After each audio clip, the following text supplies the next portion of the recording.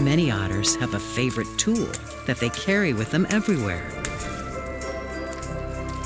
They store their tools and the food they've foraged in pockets of skin under their armpits.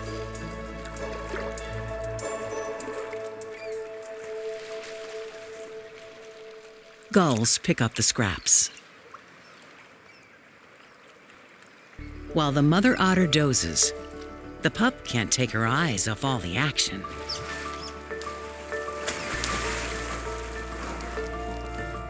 If she could just get a closer look.